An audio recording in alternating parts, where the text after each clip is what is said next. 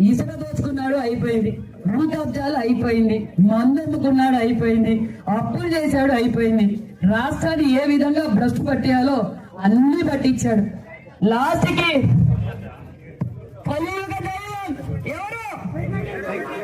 మన కలియుగ దైవం వెంకటేశ్వర స్వామి. అందులో కూడా లడ్డు